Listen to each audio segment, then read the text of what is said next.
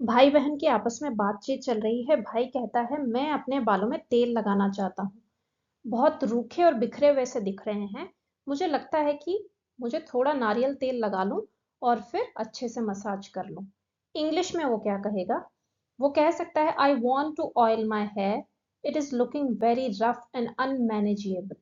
I think I should apply some coconut oil and then massage it nicely. I want to, मैं चाहता हूँ।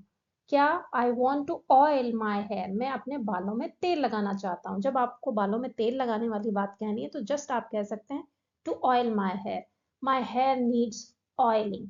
ठीक है, इस तरीके से भी कह सकते हैं। It is looking very rough, मतलब हेयर की बात करें कि बाल जो हैं लुकिंग वेरी रफ यानी रफ दिख रहे हैं, यानी रूखे बेजान दिख रहे हैं। एंड अनमैनेजेबल, जिनको मैनेज नहीं कर पा रहे हैं हम, बिखरे हुए से इस तरीके से दिख रहे हैं। आई थिंक मतलब मैं सोचता हूँ। आई शुड अप्लाई मतलब मुझे लगाना चाहिए। सम कोकोनट ऑयल यानी कुछ नारियल तेल। एंड देन और उसके बाद मसाज इट नाइसली, मतलब बालों को मसाज करना चाहिए अच्छे से, नाइसली यानी अच्छे से। नेक्स्ट देखिए, पूछता है फिर वो तेल की बोतल कहाँ रखी हुई है, जल्दी बताओ, मुझे अपने बालों में तेल लगाने के बाद कुछ लेने भी जाना है। तो इंग्लिश में वो कह सकता है tell me quickly where have you kept the bottle of oil, after oiling my hair I need to go out to get something. देखिए, टेल मी मतलब मुझे बताओ, क्विकली हमने इसके आगे लगा दिया मतलब जल्दी से बताओ। वेयर हैव यू केप्ट मतलब तुमने कहाँ रखी है, तुमने कहाँ रख चुके हो, इस तरीके का जो सेंस है वो इस सेंटेंस से आता है। अब क्या? द बॉटल ऑफ ऑयल यानी तेल की bottle. After oiling my hair मतलब बालों में तेल लगाने के बाद I need to go out मतलब मुझे बाहर जाना है। टू गेट समथिंग यानी कुछ लाने के लिए। अब सिस्टर कहती है वो तुम्हारे दाएं और कबर्ड के निचले ड्रॉर में रखी है, जाकर ले आओ या जाकर लाओ। इंग्लिश में वो कह सकती है it is kept in the bottom drawer of your left side cupboard, go and get it. आपकी किचन में रैक्स होती है ना, वुडन के डोर्स होते हैं जिसके अंदर, उन्हें कबर्ड्स कहा जाता है, जिसमें आप सामान रखते हैं। कबर्ड्स में ड्रॉर्स भी होती हैं, मतलब एक एक स्लॉट्स जो बना होता है उसे ड्रॉर कहते हैं। सो इट इज केप्ट यानी ये रखा हुआ है या रखा गया है। कहाँ पर? In the bottom drawer. Bottom क्या होता है? सबसे नीचे। ठीक है, इन द बॉटम ड्रॉर क्योंकि ड्रॉर के अंदर रखा हुआ है इसीलिए हमने इन वर्ड का यूज किया। इन यहाँ प्रिपोजिशन हो गई। In the bottom drawer of, अब कहाँ पर वो डायरेक्शन भी बताइए, of your right side cupboard, जो तुम्हारे राइट के साइड में कबर्ड है ना, वहां पर रखी हुई है। गो यानी जाओ एंड गेट इट यानी इसे ले आओ। नेक्स्ट देखिए, इस बोतल में से तो कुछ निकल ही नहीं रहा, लगता है कि ठंड के कारण तेल जम गया है। विंटर्स में अक्सर ऐसा हो जाता है, तो इंग्लिश में हम क्या कह सकते हैं ऐसी चीज को? Nothing is coming out of this bottle, it feels like the oil has solidified due to the cold. देखिए, नथिंग यानी कुछ नहीं, इज कमिंग यानी आ रहा है, आउट ऑफ द बॉटल यानी बॉटल से बाहर। इट फील्स यानी ऐसा लगता है, लाइक द ऑयल की, कैसा लगता है वो बताने हम के लिए हमने लाइक का यूज किया। Like the oil has solidified, has word का यूज आया और उसके बाद वर्ब की थर्ड फॉर्म है सॉलिडिफाइड, यानी ऑयल जो है जम चुका है, जम गया है। किसकी वजह से? Due to the cold, cold की वजह से।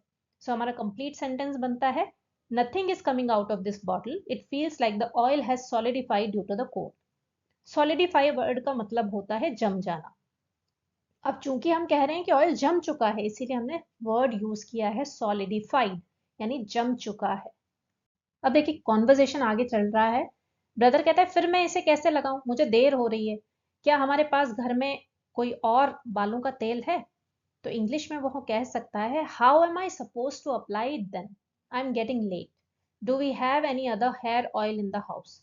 देखिए, how am I suppose to apply it then, then जो सबसे एंड में है उसका मतलब है फिर या कैसे, उसका मतलब आप ये कह रहे हैं कि अब इसके बाद मैं क्या करूं, वो वाला देन का सेंस है। How am I suppose to, मुझे कैसे लगाना है, मुझे कैसे करना है, ये वाला जो सेंस होता है ना, वो इस एक्सप्रेशन से आता है कि how am I suppose to do this, मतलब मुझे कैसे करना है। अप्लाई इट यानी हमें तेल को कैसे लगाना है, ये वाला सेंस है। आई एम गेटिंग लेट, ये जो फ्रेज है ना आई एम गेटिंग लेट, इसका मतलब है मैं लेट हो रहा हूं। डू वी हैव यानी क्या हमारे पास है, एनी अदर हेयर ऑयल यानी कोई दूसरा बालों वाला तेल, इन द हाउस यानी हाउस के अंदर। So how am I supposed to apply it then? I'm getting late. Do we have any other hair oil in the house?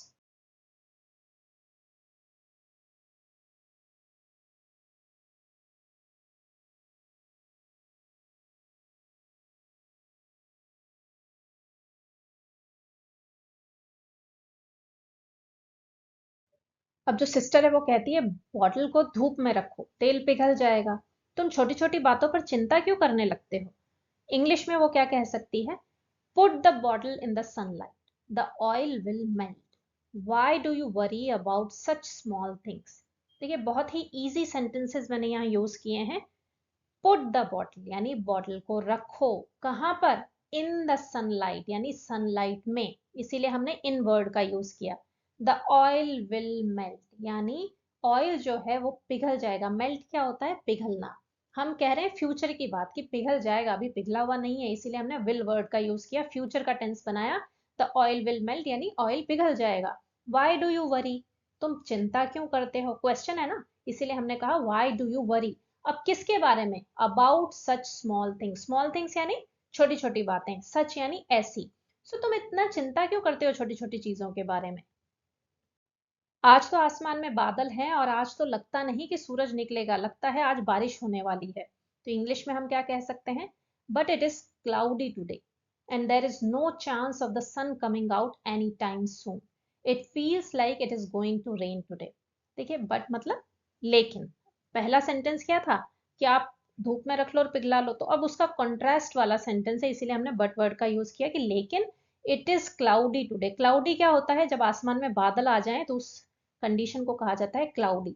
So it is cloudy यानी ये बादल हैं, टुडे यानी आज। And there is no chance मतलब कोई chance नहीं है। किस चीज का? Of the sun coming out यानी सूरज के बाहर आने का। एनी टाइम सून मतलब हाल फिलहाल में, थोड़ा जल्दी ही, ऐसा कोई चांस नहीं है। एनी टाइम सून का ये मतलब है।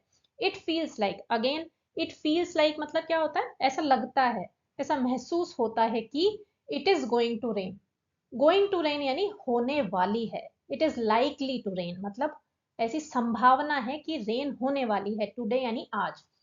नेक्स्ट देखिए, तो फिर मैं इस तेल को जल्दी कैसे पिघलाऊं? जल्दी बताओ, मेरा दोस्त मुझे लेने आ रहा है, मैं जैसे ही वो आएगा मुझे जाना होगा। तो इंग्लिश में हम क्या कहेंगे? Then how do I melt this oil quickly. Question था, tell me fast, my friend is coming to pick me up, I will have to leave as soon as he arrives. देखिए question पूछा, तो फिर मैं इस तेल को कैसे पिघलाऊं? सो हमने लिखा देन यानी फिर। तो इसका मतलब यहाँ पे ये है, how do I melt. How मतलब कैसे, हाउ डू आई मेल्ट यानी कैसे मैं इसे पिघलाऊं। किसको? दिस ऑयल यानी इस ऑयल को मैं कैसे पिघलाऊं। क्विकली यानी जल्दी से। क्विक वर्ड का मतलब होता है जल्दी, क्विकली वर्ड का मतलब होता है जल्दी से। Tell me fast, tell me मतलब मुझे बताओ, फास्ट यानी जल्दी से। माई फ्रेंड इज कमिंग मतलब मेरा दोस्त आ रहा है। क्यों आ रहा है? टू पिक मी अप मतलब मुझे लेने के लिए आ रहा है। आई विल हैव टू यानी मुझे क्या करना होगा? I will have to leave मतलब मुझे जाना होगा। कब? As soon as he arrives. He arrives का मतलब है वो आता है। एज सून एज का मतलब है जैसे ही। तो जैसे ही वो आता है मुझे जाना होगा। अब सिस्टर कहती तुमने एमबीए किया है लेकिन तुम तेल पिघलाने जैसी एक सिंपल सी चीज नहीं कर सकते हो। इस घर में मुझे ही सब कुछ करना पड़ता है। तो इंग्लिश में वो कह सकती है, you have done MBA but you can't figure out such a simple thing as melting oil. I have to do everything in this house myself. देखिए यू हैव डन मतलब तुमने किया है, तुम कर चुके हो, इसका मतलब ये है। हैव प्लस वर्ब की थर्ड फॉर्म, इसका सिंपल सा मतलब है आप कह रहे हैं कि वो काम हो चुका है। So you have done MBA मतलब तुम एमबीए कर चुके हो, तुमने एमबीए किया है। But you can't figure out, figure out का क्या मतलब होता है? किसी चीज के बारे में जानना या कुछ चीज को कर लेना। ठीक है ना, जैसे किसी प्रॉब्लम को सॉल्व कर लेना तो वो फिगर आउट है। So you can't figure out मतलब तुम इतनी छोटी सी समस्या नहीं सुलझा सकते, जैसे क्या? सच अ सिंपल थिंग यानी ऐसी सिंपल सी थिंग नहीं समझ पा रहे हो। कैसी? एज मेल्टिंग ऑयल जैसे तेल पिघलाना। I have to do everything यानी मुझे करना पड़ता है हर कुछ, एवरीथिंग यानी सब कुछ या हर कुछ। इन दिस हाउस यानी इस घर में। माई सेल्फ यानी खुद से। ठीक है। अगर आप लोकेशन की बात करते हैं तो कौन सी प्रिपोजिशन आती है? इन। देखिए यहाँ पर क्या है, इन दिस हाउस, क्योंकि हाउस में बोला जाता है तो हम इन वर्ड का यूज करते हैं, इन प्रिपोजिशन का यूज करते हैं। नेक्स्ट देखिए, जाओ सामने के रैक से एक पतीला ले आओ। देखिए पिक्चर में आपको दिख रहा है एक कबर्ड है, उसमें रैक्स बनी हुई है, ठीक है, हिंदी में ताक बोला जाता है। तो इंग्लिश में हम क्या कहेंगे, गो get a pan from the rack in front.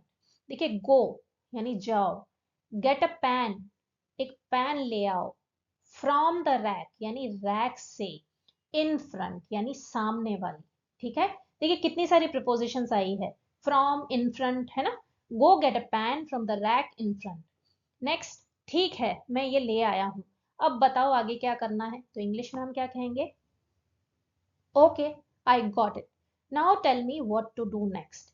देखिए ओके तो आप जानते ही हैं, ठीक है को कह सकते हैं। आई गॉट इट यानी देखिए आपने क्या कहा था, get a pan, get a pan मतलब पैन को ले आओ। अब आपने कहा मैं ले आया, तो आप क्या कहेंगे, आई गॉट इट यानी मैं ले आया। नाउ टेल मी यानी अब मुझे बताओ, व्हाट टू डू नेक्स्ट, आगे क्या करना है। व्हाट टू डू का क्या मतलब है, क्या करना है, नेक्स्ट लगा दिया मतलब आगे क्या करना है। फिर है, इसे पानी से भरो और गैस चालू करो। तो अब हम क्या कहेंगे, fill it with water and turn on the gas. देखिए बहुत सारे सिंपल से सेंटेंसेस इसमें यूज आए हैं, बट कभी हमें जब बोलना होता है ना तो हम थोड़ा सा आश्चर्य में आ जाते कि बोलना कैसे है। तो ये छोटे छोटे सेंटेंसेस पे आप थोड़ा फोकस करिएगा। फिल इट यानी इसे भरो, इट मतलब कोई भी चीज होती है ना जो निर्जीव सी है जिसमें जान नहीं है, उसे इट से रेफर करते हैं यूजुअली। फिल इट यानी इसे भरो, किसके साथ, पानी के साथ, इसीलिए हमने विद लगाया, विद वाटर यानी पानी से भरो। And turn on the gas, turn on यानी चालू करना, switch on, turn on the gas यानी गैस को। नेक्स्ट देखिए, गैस को कैसे जलाऊं, क्या तुम्हारे पास मैच स्टिक है या मैं अपना लाइटर यूज करूं। तो इंग्लिश में हम क्या कहेंगे, how do I light the gas, do you have a match stick और should I use my lighter. देखिए इस चीज को मैं कैसे करूं, तो आप क्या कहेंगे, how should I do it, how should I do that, how do I do this. ये टाइप के सेंटेंस है, मतलब मुझे ये कैसे करना है, मुझे कैसे करना चाहिए, मैं कैसे करूं, इस तरीके के, how do I do this, मैं ये कैसे करूं। अगर मुझे कहना है गैस कैसे जलाऊं, तो मैं क्या कहूंगी, how do I light the gas, बहुत सिंपल है। डू यू हैव, क्या तुम्हारे पास है, क्या अ मैच स्टिक, मैच स्टिक क्या होती है, माचिस की तीली। So do you have a match stick, क्या तुम्हारे पास एक माचिस की तीली है। और शुड आई यूज, और या मुझे यूज करना चाहिए क्या, माई लाइटर यानी मेरा लाइटर। देखिए क्वेश्चंस हैं, कितने इंटरेस्टिंग है, ध्यान रखिएगा। ये फॉर्मेट समझ लिया तो आप कोई भी क्वेश्चन बना सकते हैं। नेक्स्ट देखिए, अब सिस्टर क्या कहती है, क्या तुम सिगरेट पीते हो, पहले मैं पापा को कॉल करके इस मजेदार खबर के बारे में बता दूं या बताती हूँ। तो इंग्लिश में हम क्या कहेंगे, do you smoke, let me first call papa and tell him about this interesting news. Do you smoke, अगर आपको कभी किसी से पूछना हो ना, क्या आप स्मोकिंग करते हैं, क्या आप सिगरेट पीते हैं, तो आप क्या कहेंगे, सिंपल सा क्वेश्चन, डू यू स्मोक, है ना, मतलब आप स्मोक करते हैं क्या। लेट मी फर्स्ट कॉल पापा, मतलब एक सजेशन है, एक बताने का तरीका है कि चलो मुझे पापा को बताने दो, कॉल करने दो, एंड टेल हिम या उन्हें बताने दो, अबाउट दिस इंटरेस्टिंग न्यूज, इस मजेदार खबर के बारे में।